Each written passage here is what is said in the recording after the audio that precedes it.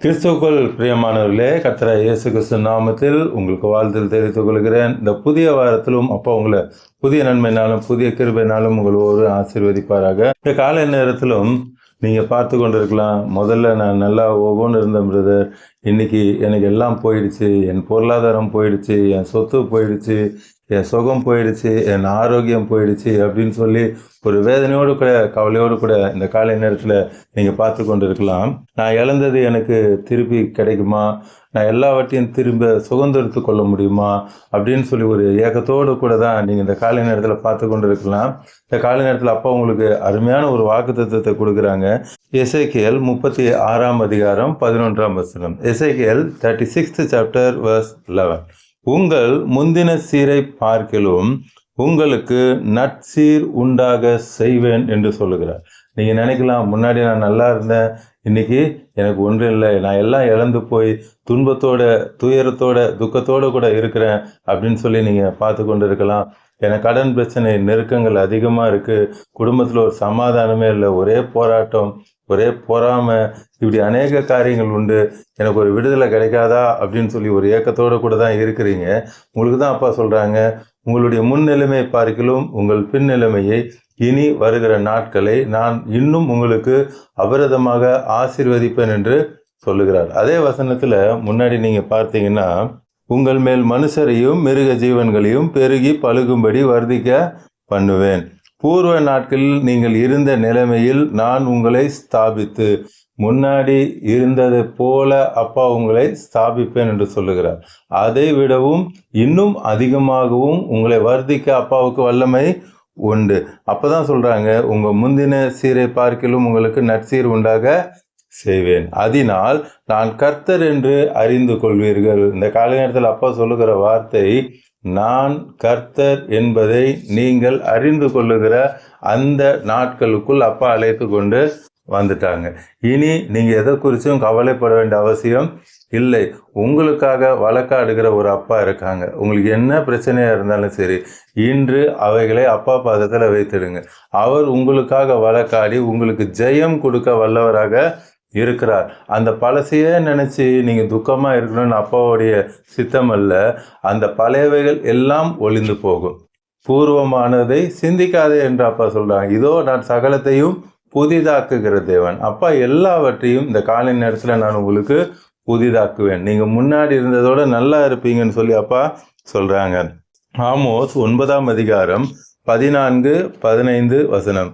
Amos 9th chapter verse 14 and 15. என் ஜனமாகிய இஸ்ரவேலின் சிறையிருப்பை திருப்பேன். நீங்கள் இன்னைக்கு எந்த சிறையில் இருந்தாலும் சரி, வியாதி என்கிற சிறையாக இருக்கலாம், கடன் பிரச்சனை என்ற ஒரு சிறையாக இருக்கலாம், குடும்பத்தில் சமாதானம் இல்லை பிரதர் அப்படின்னு சொல்லி ஒரு சிறையாக இருக்கலாம், நீங்கள் எந்த பிசாசோட பிடியில் இருந்தால் கூட சரி, அப்பாவுக்கு அதை பற்றி கவலையே கிடையாது. அப்பாவுக்கு அது லேசான காரியம். நமக்கு தான் அது ஏதோ ஒரு பெரிய பிரச்சனையை போல், தலைக்கு மேலே ஒரு பெரிய பாரத்தை போல் சுமந்துட்டு இருக்கிறது போல் நாம் நினைத்து கொண்டு இருக்கிறோம்.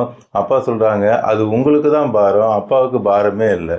அவர் ஒரே நொடியில் எல்லாவற்றையும் மாற்ற வல்லமையுடைய தேவனாக இருக்கிறார். யோசேப்பை சொந்த சகோதரில் விற்று போட்டாங்க, அவருக்கு ஒரு கெட்ட பேர் போர்த்திபார் வீட்டில் வந்துச்சு. இப்படி ஒவ்வொரு இடத்துலையும் அவருக்கு ஒரு நன்மையே கிடையாது, எல்லாம் அவருக்கு விரோதமாக தான் நடந்துச்சு. ஆனால் ஒரே நாள் நைட்டில், ஓவர் நைட்டில் அப்பா சர்வ எகிப்துக்கும் அவரை ஒரு பிரதம மந்திரியாக மாற்றினார்.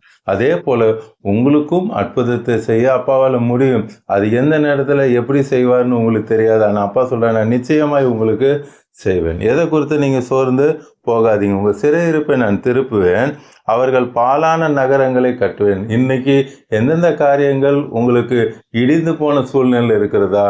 சமாதானம் இல்லை, எல்லாம் இடிஞ்சு போச்சு பிரதர், கடன் பிரச்சனை தலைக்கு மேலே போய் குடும்பமே செதறி போனது மேலே இருக்குது பிரதர். இப்போது உங்களுக்கு எந்தெந்த காரியங்கள் இடிந்து போய் இருக்கிறது என்று நீங்கள் நினைத்து கொண்டு இருக்கிறீங்களோ, அப்பா அதை குறித்து தான் இன்று உங்களோடு கூட நேரடியாக பேசுகிறார். அந்த பாலாய் போன நகரங்களை நான் கட்டி எழுப்புவேன், அவைகளில் குடியிருந்து திராட்சை தோட்டங்களை நாட்டி அவைகளை பலரசத்தை குடித்து தோட்டங்களை உண்டாக்கி அவைகளின் கனிகளை புசிப்பார்கள். இவ்வளோ நாள் அது உங்களுக்கு பலன் இல்லாமல் போயிடுச்சு. நீங்கள் என்ன எஃபர்ட் போட்டாலும் அந்த எஃபர்ட்டுக்கு பலன் இல்லாமல் போனது. இன்று அப்பா சொல்கிறாங்க, இனிமேல் நீங்கள் போடுகிற எஃபர்ட்டுக்கு பலன் உண்டு, நிச்சயமாய் உங்களுக்கு அப்பா ஜெயத்தை தருவார். 15ஆம் வசனம் verse 15 பாருங்க. அவர்களை அவர்கள் தேசத்தில் நாட்டுவேன். அப்பா சொல்ல, நான் உங்க தேசத்துல உங்களை நாட்டுவேன். இனி யாரும் உங்களை புடுங்கவே முடியாது. ஒரு விதைய அப்பா விதைச்சிட்டாங்கன்னா யாராலையும் அதை எடுக்க முடியாது. அதே போலதான் இன்று அப்பா உங்களை விதைய போல அந்த இடத்துல நாட்டி வைக்கிறாங்க. இனி உங்களுக்கு விரோதமா மந்திர தந்திரம் செய்தாலும் சரி, என்ன காரியம் செய்தாலும் சரி, உங்களுக்கு விரோதமா பொய் பிராது கொடுத்தாலும் சரி, உங்க குடும்பத்தை அழிக்கிறதுக்கு என்ன தந்திரங்கள், அது எவ்வளோ பெரிய ஆளா இருந்தாலும் சரி. பிலேயாம் தீர்க்கதரிசி தெரியல, உங்களுக்கு படிச்சிருப்பீங்க வேதத்துல. அவருக்கு ஏசப்பா டைரக்டா போய் பேசினாங்க. அவ்வளோ வல்லமையான தீர்க்கதரிசி. ஆனா அந்த தீர்க்கதரிசியாலே இஸ்ரவேல் ஜனங்களை சபிக்க விடல அப்பா.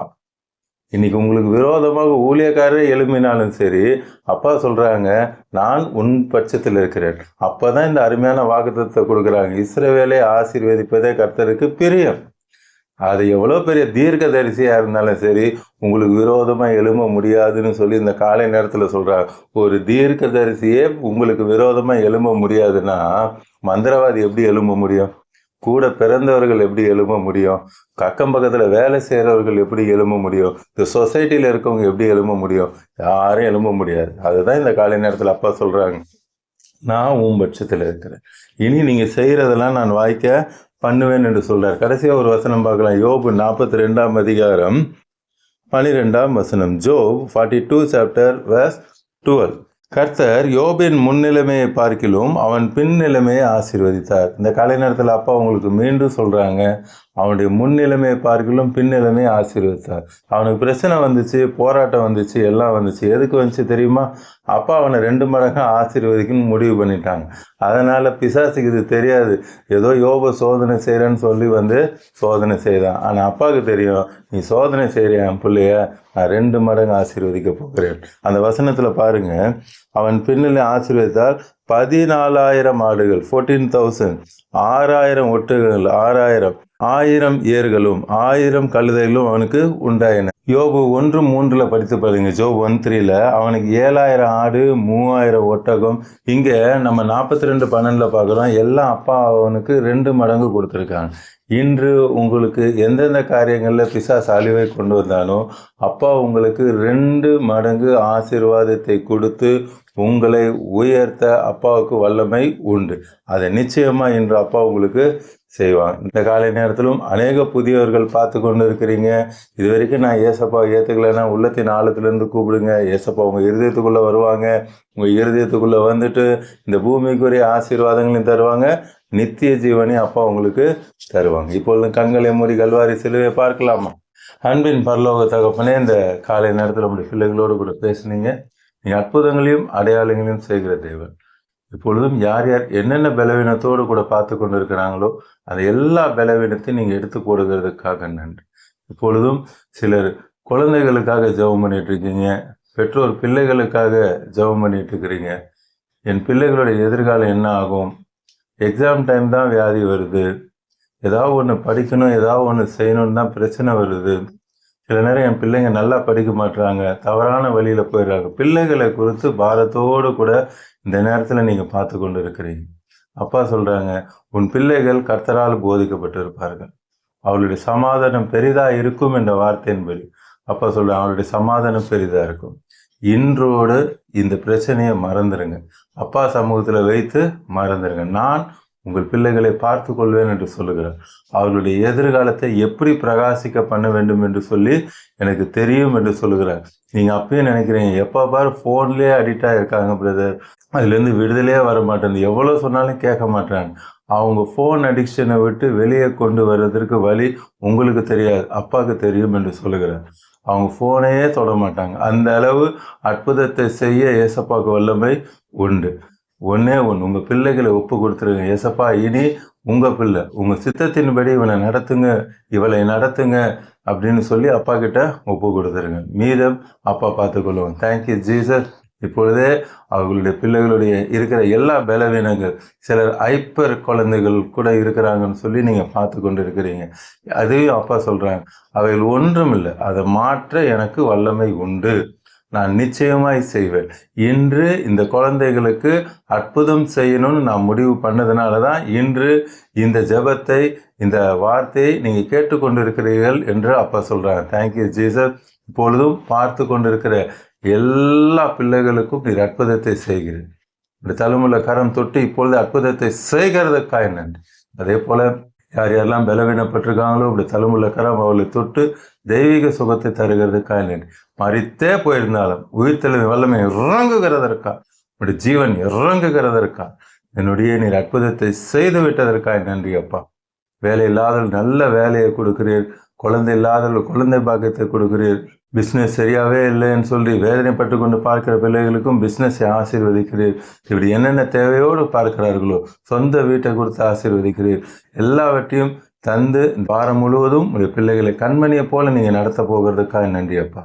பார்த்து கொண்டிருக்கிற கோடிக்கணக்கான உடைய பிள்ளைகளை ரட்சித்து ஆசீர்வதிக்கிறதுக்காக இயேசுவின் நாமத்தில் ஜெபிக்கிறேன் நல்ல பிதா.